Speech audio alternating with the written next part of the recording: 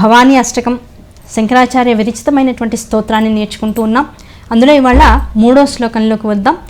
ఇంతకుముందు శ్లోకాల్లో మొదటి శ్లోకంలో బంధాలు, విద్య, డబ్బు, ఆదాయం, దాంతోపాటు మనకు ఉండేటువంటి ఆస్తులు ఇవేవి కూడా మనల్నేమీ కూడా రక్షించలేవు. ఆ రక్షించగలిగినటువంటి ఆ జగన్మాతయే దిక్కు అనేటువంటి విధానంలో ఆ శ్లోకం సాగింది.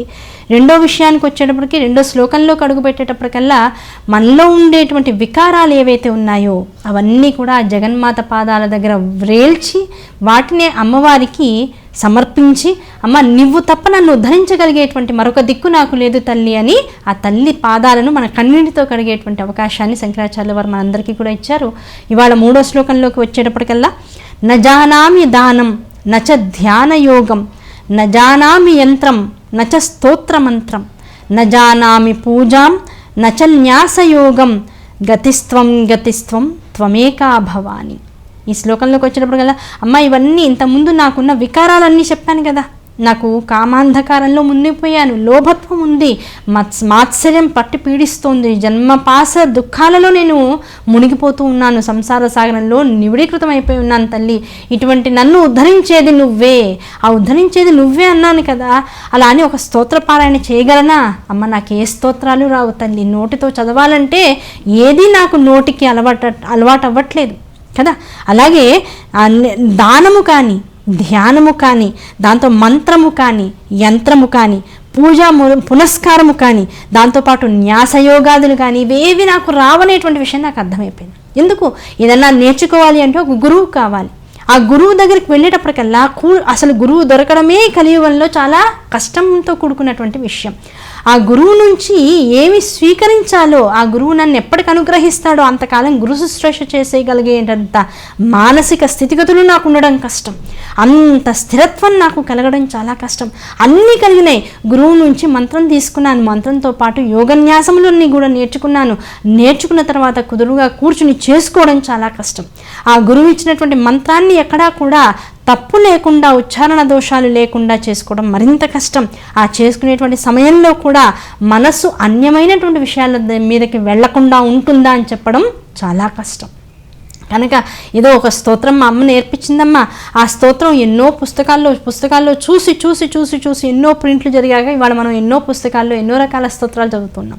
పెద్దవాళ్ళు చదివేటువంటి మనకిచ్చేటువంటి గురువు స్థానంలో ఉండేటువంటి వాళ్ళు ఇచ్చేటువంటి స్తోత్రాలు ఎప్పుడైనా వాళ్ళు ఈ ప్రసంగాల్లో కానీ ప్రవచనాల్లో కానీ చదువుతూ ఉంటే ఏమనిపిస్తుంది? అయ్యో నా పుస్తకంలో ఇలా లేదే, అయ్యో నేను చదివిన దానిలో ఇలా లేదే అంటుంది. అంటే పదాలు తరతరం మారుతున్న కొద్దీ ఏమవుతుంది, మారిపోతూ ఉన్నాయి. అందులో కొన్ని ఒత్తులు పోతున్నాయి, కొన్ని దీర్ఘాలు పోతున్నాయి, కొన్ని ద్విత్వాక్షరాలు తప్పుగా ప్రింట్ అయిపోతూ ఉన్నాయి.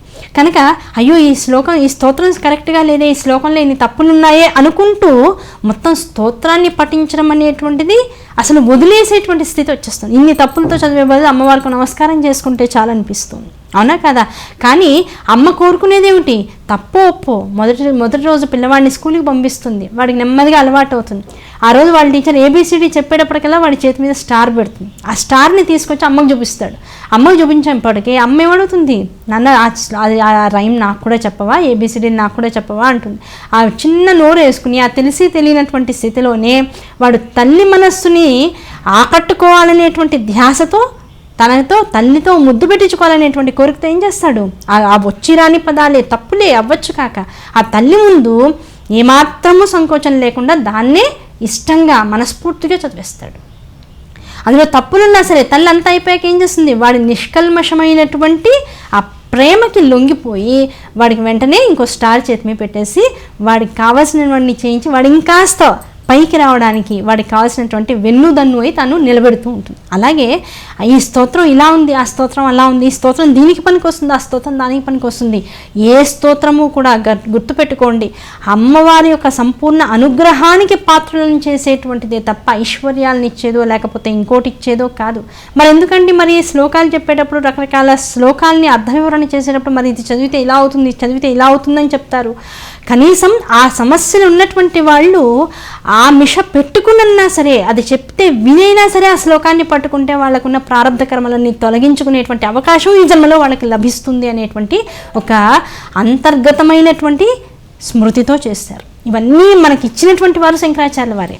వారి చేసింది ఏమిటంటే పిల్లవాడు ఎదురకుండా బొమ్మ తల్లి పెడుతుంది. ఆవిడ ఉద్దేశం ఏమిటంటే పిల్లవాడు పాకుతూ బొమ్మను పట్టుకోవాలి, వాడికి పాకడం రావాలి అనేటువంటి ఉద్దేశం. పిల్లవాడు ఆ బొమ్మని మాత్రమే చూస్తూ తను ముందుకు సాగుతూ ఉంటాడు. తల్లి వాడు సాగడమే, ముందుకు రావడమే ప్రత్యామ్నాయంగా ఆ బొమ్మను పెడుతూ ఉంటుంది. వాడు బొమ్మ దాకా వచ్చాను అనుకుంటాడు, బొమ్మను తీసుకుందాం అనుకుంటాడు. తల్లి ఒక్కసారిగా బొమ్మను లాగి మళ్ళీ దూరంగా పెడుతూ ఉంటుంది. అరే రే, ఇంత దూరం నేను ఇంత కష్టపడి వచ్చానే, నా తల్లికి నా మీద ప్రేమ లేదే, దయలేదే అని వాడు మళ్ళీ నిమిషం కూర్చుని కళ్ళలోంచి నీళ్లు తెచ్చుకుని మళ్ళీ తల్లి ఆ బొమ్మని ఎప్పుడైతే దూరంగా పెట్టిందో ఆవిడ నవ్వించే నవ్వునో తాత్కాలికమైన మాయలోనో కాసేపు పడి మళ్ళీ బొమ్మ కోసం మళ్ళీ ప్రయత్నం చేయడం మొదలెడుతూ ఉంటాడు. కనుక తల్లి ఉద్దేశం పిల్లవాడు బాగా పాకాలి, బాగా మోకాళ్ళు అవి గట్టిపడాలి, కండరాలు గట్టిపడాలి, వాడు బాగా నడవాలి, వాడు పటిష్టంగా ఉండాలని మాత్రమే. పిల్లవాడి ఉద్దేశం ఆ ఎదురుకుండా కనపడుతున్నటువంటి లోభత్వం నాది కావాలి, నాకు మాయతో కూడుకున్నటువంటి ఆ వస్తువు ఏదైతే ఉందో అది నాకు కావాలి, దాన్ని నేను లొంగ తీసుకోవాలనేటువంటి కోరికతో వీడుంటాడు. కనుక మన మనస్సులో ఉండేటువంటి కోరికని ఒక వస్తు రూపంగా మలిచో లేకపోతే ఒక కోరిక రూపంగా మలిచో మనం ఎదుర్కొండా పెడుతుంది తల్లి. దానికోసమన్నా వీడు నన్ను పట్టుకుంటాడు, నా వైపుకు వస్తాడు అనేటువంటి కోరిక. కనుక శ్లోకాల్లో చెప్పేటువంటి అంతర్రహస్యాన్ని జాగ్రత్తగా పట్టుకుని అమ్మ వైపుకు చేసేటువంటి ప్రయాణాన్ని ఇంకాస్త ఇష్టిగా కోరికతో కనుక చేసినట్లయితే, అమ్మనే పొందాలనేటువంటి కోరికతో చేసినట్లయితే ఇంకా ప్రయాణం సులువైపోతూ ఉంటుంది. అందులో అమ్మకున్నటువంటి భావనలు అర్థమవుతూ ఉంటే మన ప్రయాణం ఇంకా మనకి ఇబ్బంది కలిగించకుండా పూర్తవుతూ ఉంటుంది. కనుక అటువంటి ప్రయాణం ప్రతి వాళ్ళని చేయగలిగేటువంటి అవకాశం మనకి శంకరాచార్య వారి వల్ల లభిస్తూ ఉన్నది. వారికి మనసా శిరస నమస్కరించుకుంటూ ఈ శ్లోకంలో ఇంకేం చెప్పారు, అమ్మ ఇవేవి నాకు రావు గనక, ఒక స్తోత్రం రాదు, ఒక శ్లోకం రాదు, ఒక మంత్రం రాదు, ఒక యంత్రం లేదు, ఒక తంత్రం తెలీదు, ఈ తెలియనటువంటి వాటన్నింటితో పాటుగా ఒక గురువు లేడు, గురువు వల్ల వచ్చేటువంటి న్యాస యోగములేవి కూడా నాకు ఇష్టాపూర్తిగా తెలియవు. ఇవేవి తెలియనటువంటి వాడిని కూడా నీకు నమస్కరించడం అనేటువంటిది, నీ నామాన్ని నోటితో పలకవడం అనేటువంటి ఒక్క విషయాన్ని మాత్రం త్రికరణ శుద్ధిగా చేయగలుగుతున్నాను. ఆ చేయగలుగుతున్నానంటే అర్థం ఏమిటి, నీవు తప్ప నాకు ఇంకొక దిక్కు లేదు తల్లి, గతిస్త్వం గతిస్త్వం త్వమేకా భవాని. కనుక నువ్వు తప్ప నాకు ఇంకెవ్వరు కూడా దిక్కు లేరు, కనుక నన్ను ఉద్ధరించగలిగేదానివి నీవే, అటువంటి నిన్ను పట్టుకున్నాను, నన్ను ఉద్ధరించు తల్లి అని శంకరాచార్యుల వారు ఈ శ్లోకంలో మనందరికీ కూడా తెలియజేస్తూ ఉన్నారు.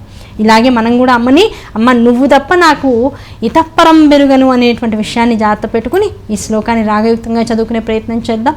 న జానామి దానం న చ ధ్యాన యోగం న జానామి యంత్రం న చ స్తోత్రమంత్రం న జానామి పూజాం న చ న్యాసయోగం గతిస్త్వం గతిస్త్వం త్వమేకా భవాని గతిస్త్వం గతిస్త్వం త్వమేకా భవాని గతిస్త్వం గతిస్త్వం త్వమేకా భవాని.